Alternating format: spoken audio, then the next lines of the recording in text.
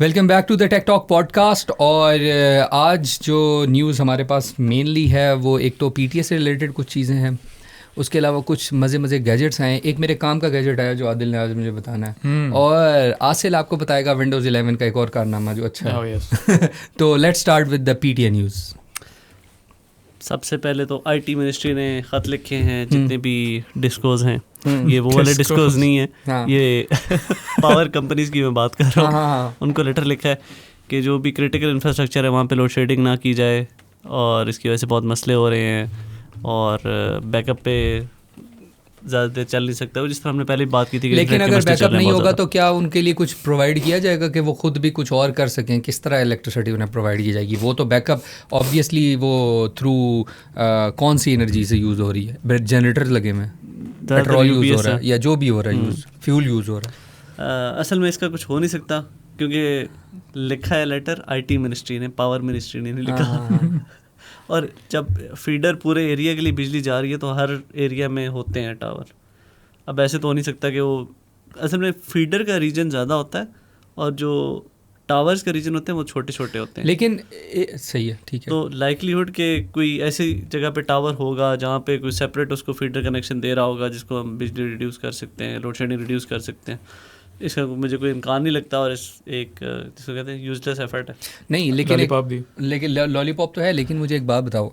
For example यही चीज़ किसी ऐसे मुल्क में हो रही हो जहाँ इमरजेंसी नाफिज है, नाम नहीं लेता, लेकिन अगर वहाँ ये हो रही है और वहाँ सैटेलाइट इंटरनेट को एज एन ऑल्टरनेट लिया जा रहा है, तो ये तो उल्टा हमारे इंटरनेट प्रोवाइडर्स के साथ ज्यादती है। बिल्कुल कि भाई एक तरफ उनको आप बिजली और वो वाले इश्यूज आए फेस करें वो, और उसके बाद वो ऊपर से सैटेलाइट इंटरनेट आ जाए जिसकी अप्रूवल आने वाली है, जो हासिल तो कह रहा था आने वाली है, बस टाइम लगेगा। अभी उनको एक स्टेप आगे चले गए हैं, कोई पता नहीं है अभी आएगी, इस साल भी आएगी कि नहीं आएगी। आंखें बंद करके चल रहे हैं, कोई पता नहीं कितने स्टेप्स और हैं। सो अच्छा चलो, और पीटीए ने खैर ये मशवरा दिया है साथ कि टेलीकॉम इंफ्रास्ट्रक्चर जितना भी है उसको लोड शेडिंग से बचाया जाए। अभी कैसे मुमकिन है? ये भी नहीं मुमकिन। और उन्होंने ये कहा है कि इनको इंडस्ट्रियल टैरिफ पे शिफ्ट कर दिया जाए कमर्शियल से, तो उससे फ़ायदा ये होगा कि इंडस्ट्रियल जो टैरिफ है ना बिजली का वो सस्ता है, कम है, और उससे हो सकता है कि जो अभी टेलकोस कह रहे हैं ना कि पैसे बढ़ा दिए जाएँ क्योंकि बिजली महंगी हो गई है, ये वो सारा कुछ, पेट्रोल महंगा हो गया क्योंकि अपेरेंटली पेट्रोल से सिग्नल जाते हैं डर करके 5G सिग्नल आते। नहीं, हर कोई यही कहता है कि जैसे पेट्रोल या डॉलर, दोनों में से एक भी ऊपर जाए ना तो हर किसी का दिल होता है बस जो भी वो प्रोडक्ट सेल कर रहे हो महंगा हो जाए, फजूल में प्रॉफिट मार्जिन्स। हाँ, प्रॉफिट मार्जिन इंक्रीज हो रहे होते हैं, हर चीज़ इंक्रीज हो रही थी, लेकिन किसी को फर्क नहीं पड़ता उससे। सही पैसे कमाने का तरीका है, उनको लगता है इससे ये उन्होंने सजेस्ट किया, और इससे इंडस्ट्रियल टैरिफ से थोड़ा सा फ़ायदा होगा। अच्छा, उसके अलावा PTA approves 21 new internet providers to expand service across the Pakistan. अच्छा, इसकी मुझे एक बात बताएं, ये अपना डिस्ट्रिक्ट लेवल के होंगे क्या? इनका फ़र्क क्या होगा, लाइक एक्चुअल इंटरनेट प्रोवाइडर और इसमें, मतलब जो अभी तक लाइसेंस पहले है वाले हैं? इनके लाइसेंस लिमिटेड है कि ये सिर्फ डिस्ट्रिक्ट तक ही प्रोवाइड कर सकते हैं, ये इस तरह वो नहीं है, कंट्री वाइड वाला नहीं इनका हिसाब होता। तो हर एक लाइसेंस पर एंटिटी मिला है सबको, ठीक है, और 21 टोटल को मिला। तो अभी नाम नहीं बताया इन्होंने कि कौन कौन से आ रहे हैं क्या, तो हमें इतनी डिटेल्स नहीं पता अभी। सिर्फ ये बताया कि 21 न्यू आ गए जिनको लाइसेंस दिए गए हैं सिर्फ डिस्ट्रिक्ट लेवल। बात ये है कि क्योंकि लोकल लेवल पे होते हैं ना, तो ये किसी बड़े प्लेयर से कम्पीट नहीं कर सकते, और ये सर्विसेज भी किसी और मेन प्लेयर से, वही तो मैं कह रहा था, यही तो बात करना चाहिए, रीडिस्ट्रीब्यूट करेंगे। तो इसमें कोई बड़ी बात नहीं है, बस ये लाइसेंस देने का ये फ़ायदा होता है कि अगर कोई लाइसेंस्ड है ना टेलीकॉम प्रोवाइडर, तो आप उससे ये ज़हनी सुकून होगा आपको कि उसको कोई एक सर्टेन क्राइटेरिया मीट करना पड़ेगा रिलायबिलिटी का, क्योंकि आपने देखा होगा जितने भी केबल नेट प्रोवाइडर्स हैं नॉर्मली उनकी सर्विस का कोई हाल नहीं होता। दूसरा, आपको कंफर्म नहीं होता कि जो आप इंटरनेट यूज़ कर रहे हैं क्या उसमें कोई मॉनिटरिंग तो नहीं हो रही। जो भी आपका अनएनक्रिप्टेड डाटा आ जा रहा है वो एक्सेस हो सकता है अगर कोई भी केबल नेट प्रोवाइडर है, क्योंकि यहाँ बात तो बता रहे हैं कि 62 एप्लीकेशंस आई थी जिसमें से 21 सेलेक्ट हुई हैं। अच्छा, इसके साथ साथ फिर आगे हम चलते हैं, मेरा ख्याल है टुवर्ड्स सम पीटीए के वो भी थी ना, ब्रॉडबैंड सर्वे जो हुआ है पीटीए का लेटेस्ट, उसके रिजल्ट्स आए हैं। ठीक है, और इसमें 31 सिटीज़ थी, आज़ाद जम्मू कश्मीर भी था और गिलगित बल्तिस्तान भी था, और इस क्वालिटी ऑफ सर्विस असेसमेंट में फिक्स लाइन ब्रॉडबैंड थे सारे के सारे Q1 मतलब जनवरी से मार्च तक के पीरियड में, और ज़्यादातर जो सर्विस प्रोवाइडर्स थे वो बेसिक फेल जो टेस्ट थे बेंचमार्क्स थे उनमें फेल करके इतनी स्लो स्पीड है कि PTA को कहना पड़ा सबको कि अपनी स्पीड प्लीज़ बेहतर करो।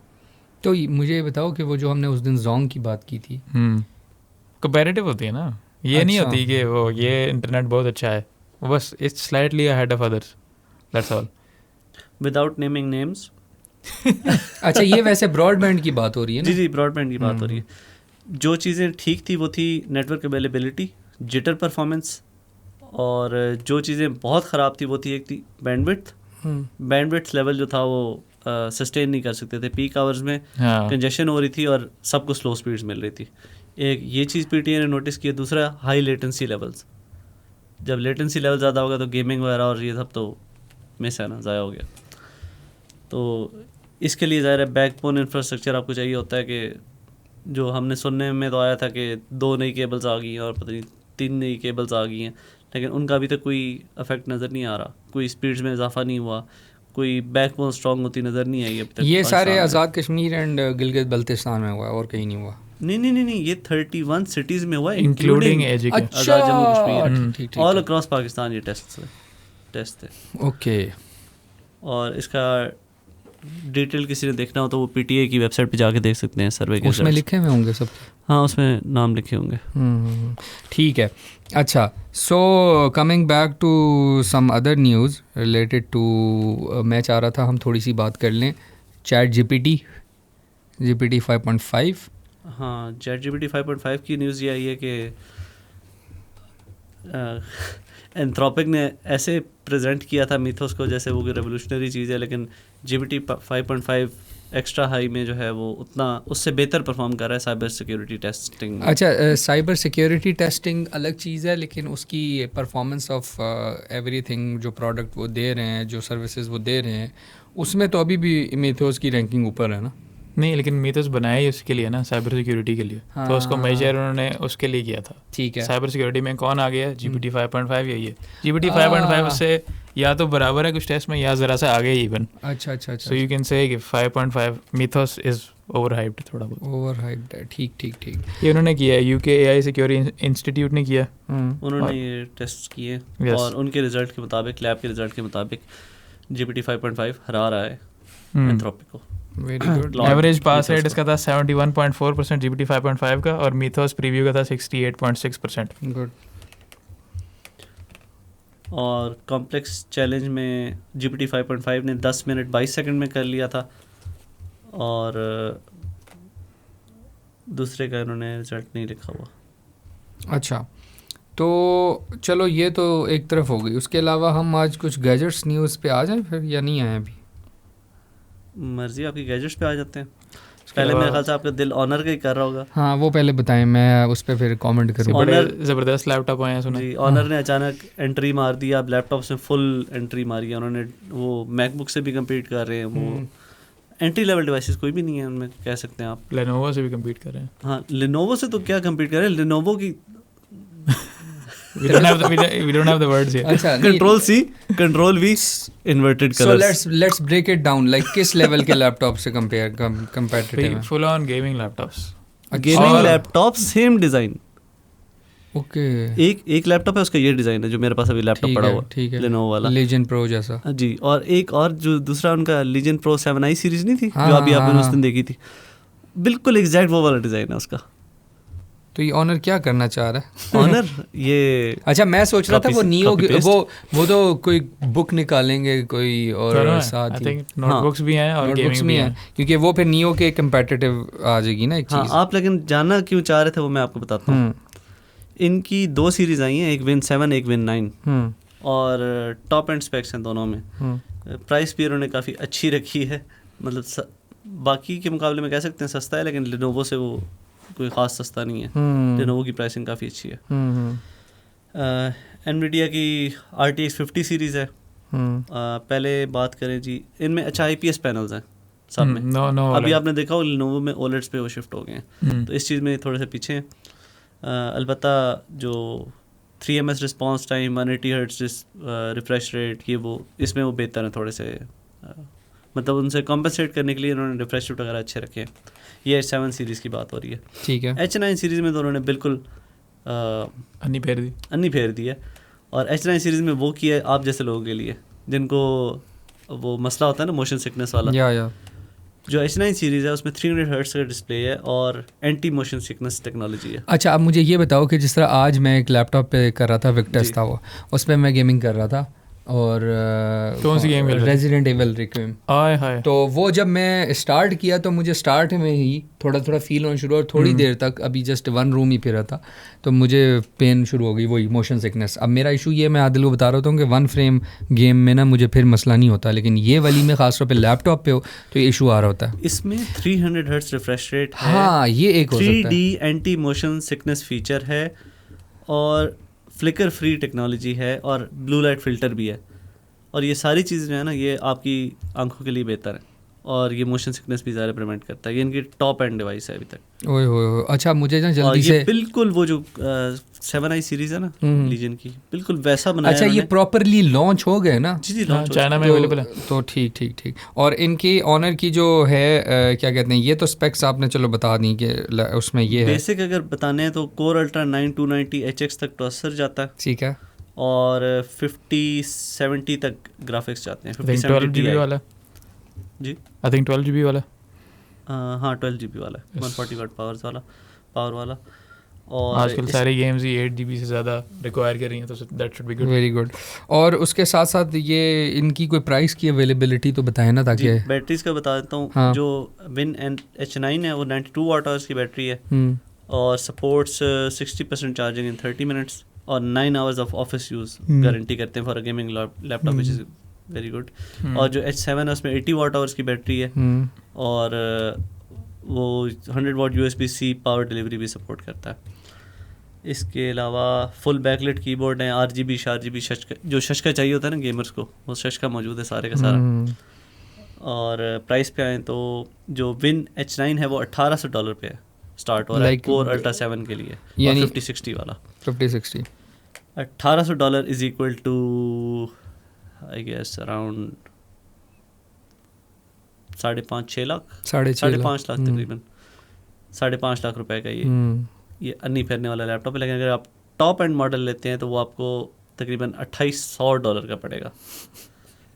2800 का मतलब है तकरीबन 5 8 6 840। और अराउंड मैकबुक मैक्स का वो जो उनकी है जी ना? लेकिन ये टॉप एंड गेमिंग डिवाइस है, मैक शेक करीब भी नहीं आते। फिर जो नॉर्मल है H7 उसकी प्राइस $1348 से स्टार्ट हो रही है 5060 मॉडल के लिए, और टॉप एंड मॉडल है 1538 का, यानी ये जा रहा है तकरीबन 5.5 नहीं 370 से 5 हाँ 370 से तकरीबन 430 तक 440 लेकिन अभी देखो ना इस पे टैक्स क्या लगता है कि क्या सिचुएशन बनती है। अराउंड 5 लाख करके ले ले। नहीं तो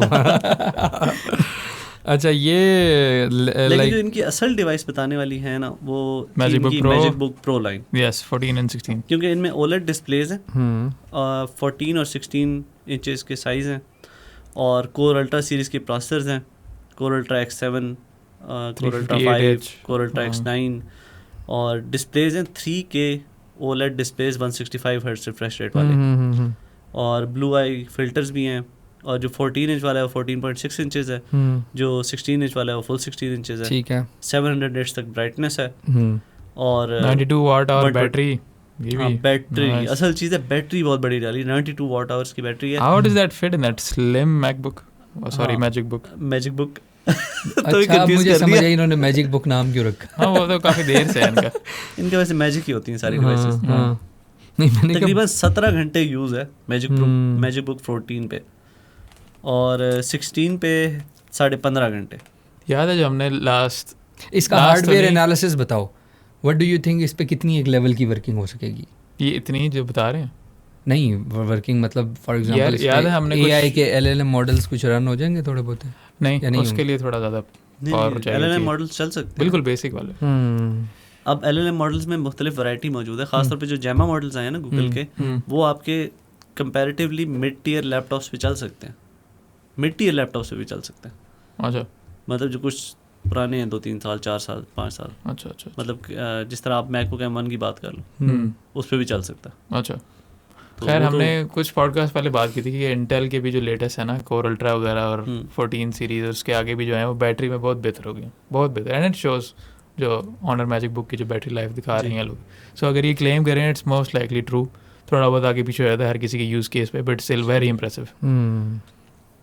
32 GB तक रैम है. इसमें मैजिक OS फीचर्स इन्होंने ऐड किए हैं जिसमें यो असिस्टेंट शामिल है जो कि AI यो असिस्टेंट यो वो असिस्टेंट जो है ना वो आपकी क्रॉस डिवाइस कोलैबोरेशन और स्मार्ट फाइल सर्च और इस तरह के फीचर्स हैं, और कुछ और भी AI फीचर्स हैं.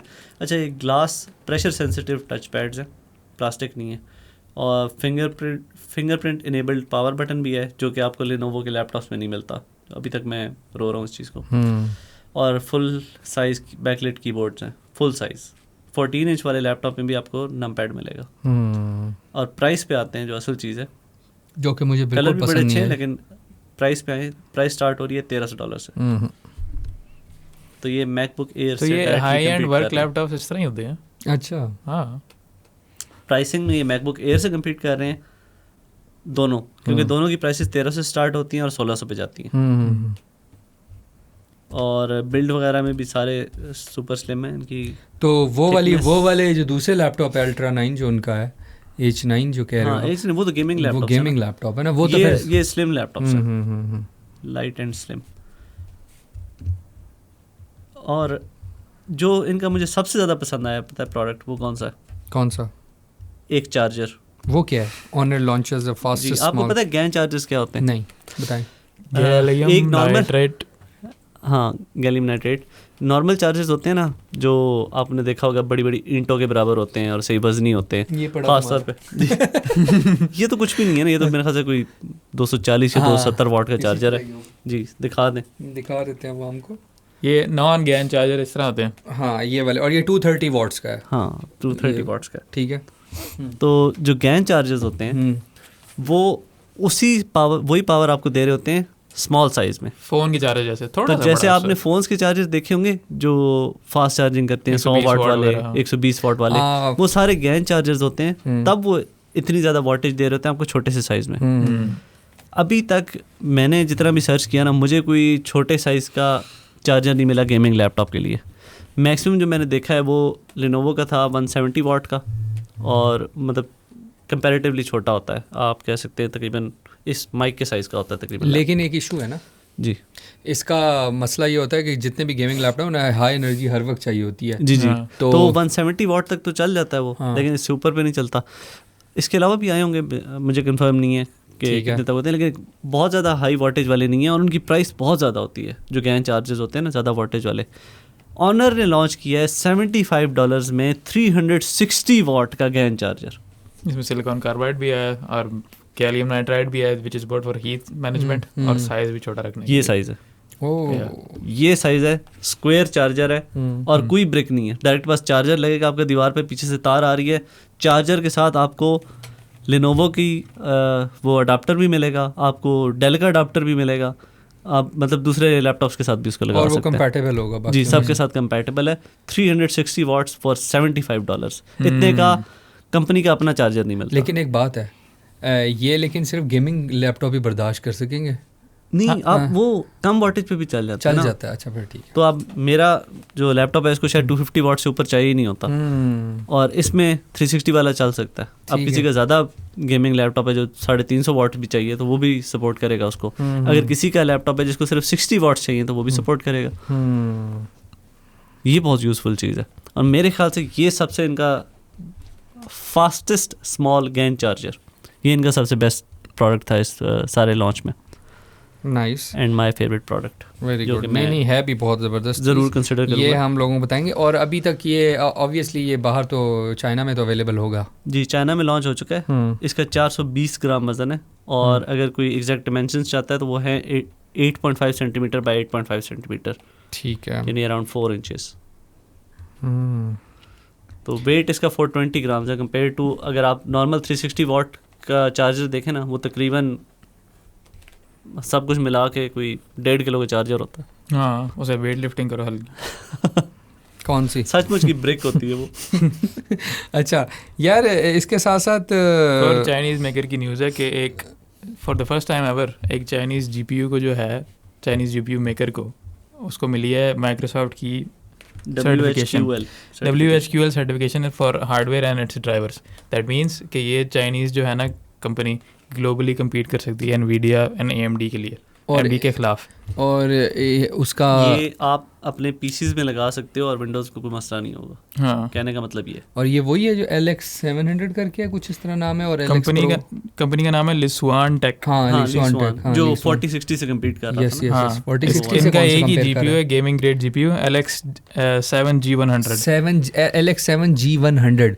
और उसके अलावा नाम फिर भी समझ आ रहे हैं, ये कुछ थोड़ा सा डिफरेंट नेम है। बाकी मैक्स, अल्ट्रा, प्रो, ये इन्होंने पता नहीं क्यों रखे हैं, लेकिन ये भी है ना। हाँ, ये गेमिंग वाला सिर्फ वही है जो 4060 को कम्पीट करेगा। 4060 से कम्पीट करेगा लेकिन कम प्राइस पे। अच्छा, 4060 आपको पता है सारी गेम्स चल जाती हैं, 1080 भी तो आराम से चलती है, 4K भी कुछ ना कुछ चली जाती हैं। ख़ासतौर पे अब इनका वो मुझे कंफर्म नहीं है कि वो फ्रेम रेट इंक्रीज़ करते हैं AI को यूज़ करके, वो वाले फीचर हैं या नहीं है फ़िलहाल।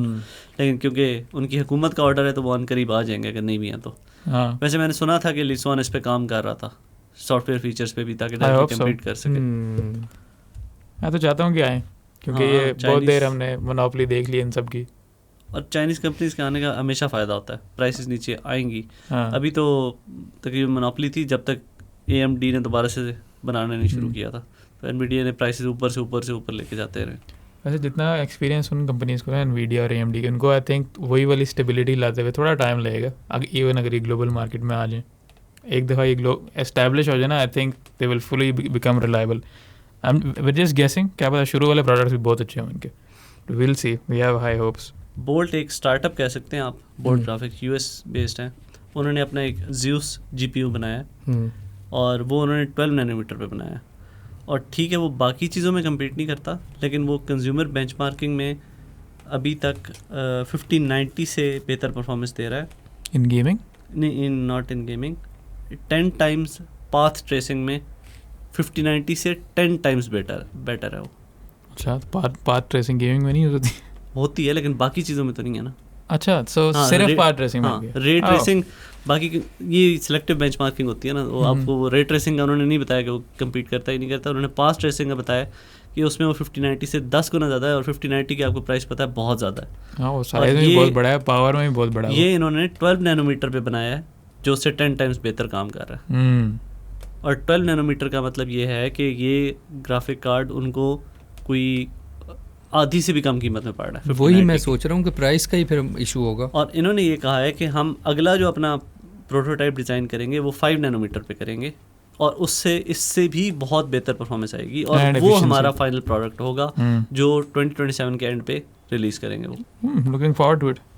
अब 2027 के एंड पे वो 1590 से कम्पीट नहीं कर रहे होंगे, क्योंकि पहला सवाल यही आता है यार, तब तक तो NVIDIA पता नहीं कहाँ से कहाँ पहुँच चुका होगा। ये साथ साथ डेवलपमेंट कर रहे हैं और इससे बेहतर परफॉर्मेंस भी देंगे।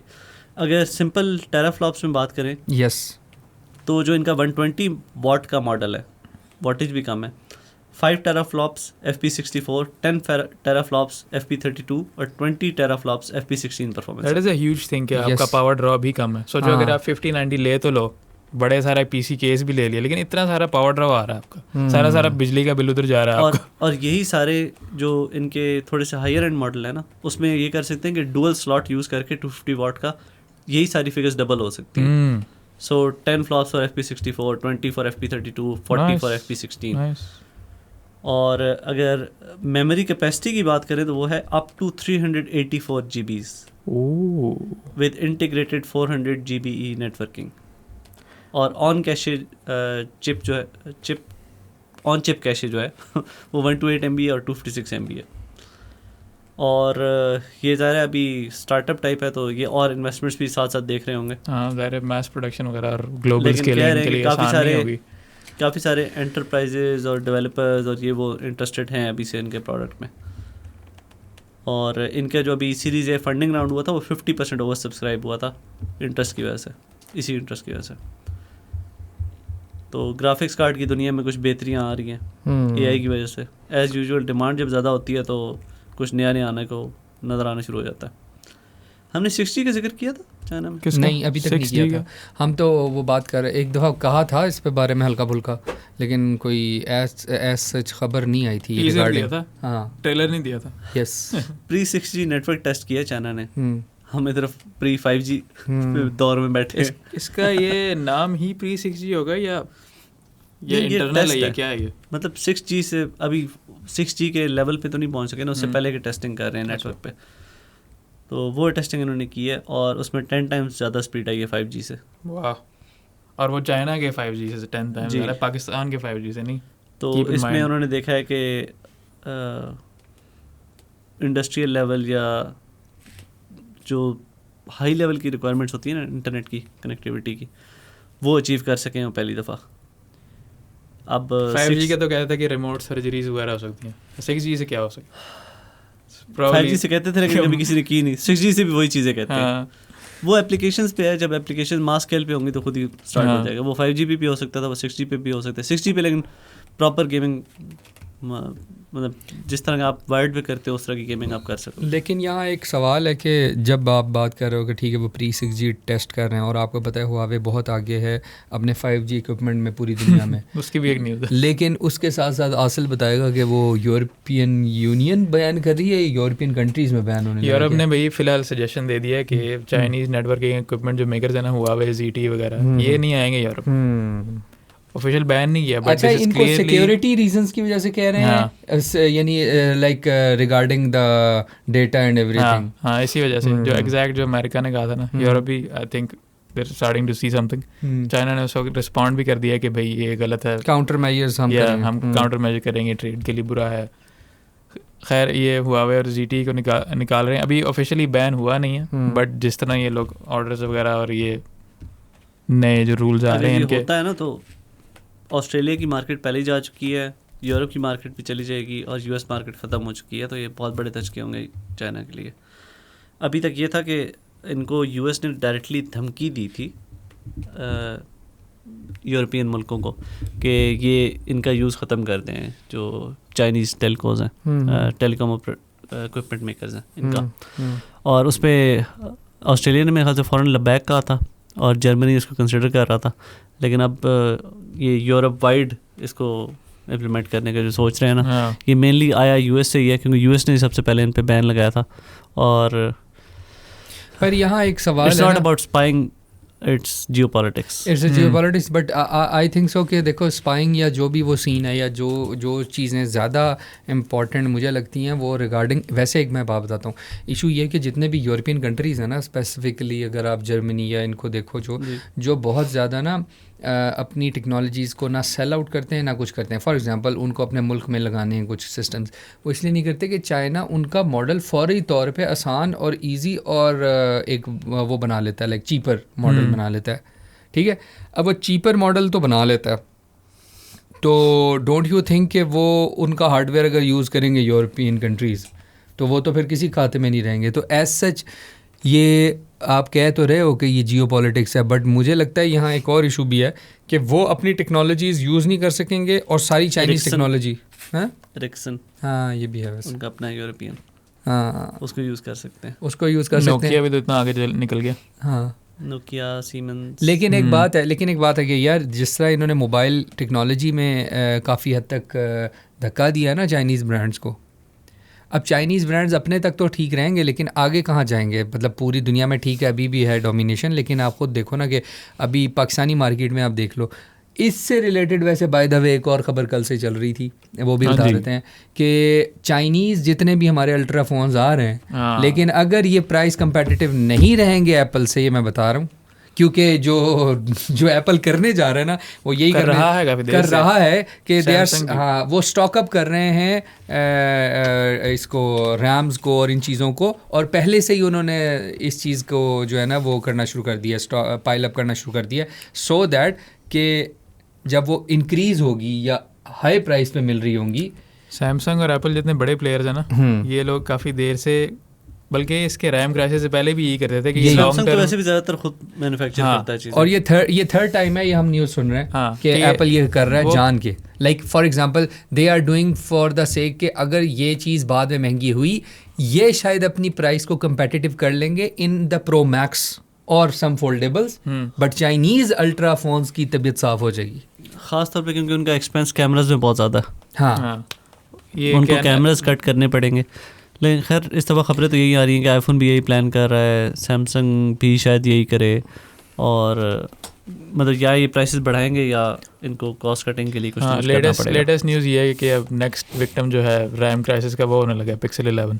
हाँ सुनने में आ रहा है कि वो प्राइस हाई होगी। यस अब वो कह तो रहे हैं कि या तो वो करेंगे जो एप्पल ने किया था कि बेस वेरिएंट निकाल के 256 वाला दे दिया, अब वो डायरेक्ट अब कहने को तो वो प्राइस हाइक तो नहीं है लेकिन कस्टमर्स को तो ज़्यादा पे करना पड़ रहा है, तो या तो ये करेंगे या तो डायरेक्टली प्राइस बढ़ा देंगे। नहीं ऐसे नहीं, पहले वो मार्केटिंग लैंग्वेज में, हाँ मार्केटिंग लैंग्वेज में अच्छा वो कहेंगे हम आपको डबल स्टोरेज दे रहे हैं वाह इस पिक्सल वर्जन में, ओह माय गॉड, और फिर बाद में बताएंगे कि प्राइस भी हम ज़्यादा कर रहे हैं और छोटी सी लिखी होगी प्राइस भी इंक्रीज हो रही है लेकिन यू आर गेटिंग 256 GB। तो हाँ हमने थोड़ी सी प्राइस बढ़ाई है, असल में हमने 256 वाली प्राइस से भी बढ़ा दी आपकी जो पिछले साल थी।